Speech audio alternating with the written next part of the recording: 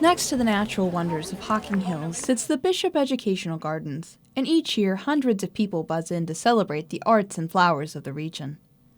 Lilyfest features live music and over 60 artisans selling their wares. Master gardeners are on hand to answer questions. Even though some COVID restrictions are still in place, like requiring reservations to attend, the festival is back in full force after a virtual version last year. This weekend, people came from all around to enjoy the lifelong work of Bobby Bishop, who started the garden with her late husband Bruce in the 70s, and then Lilyfest in the 80s.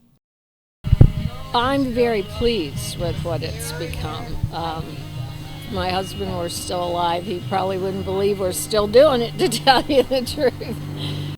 The garden wasn't always the sprawling property it is today, although Bishop and her husband always knew they wanted to protect the land, while also using it as an educational space.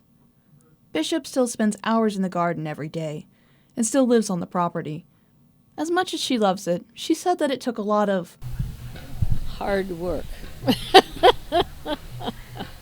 Bishop is also deeply focused on education, something the garden does when welcoming in the community, especially area children. Krista Myers is a Bishop Educational Gardens board member.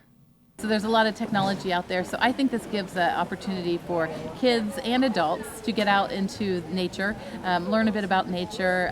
We have different native plants that's important. We have people who talk to you about that. Bishop Educational Gardens also highlights the importance of conservation and good earth stewardship, and works with Ohio-certified volunteer naturalists to care for the gardens.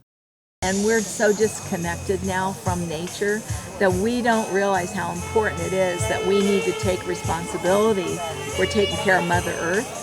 And it's not because you're uncaring, it's not because they're bad people, it's lack of education in the subject. I'm Taylor Burnett for Newswatch.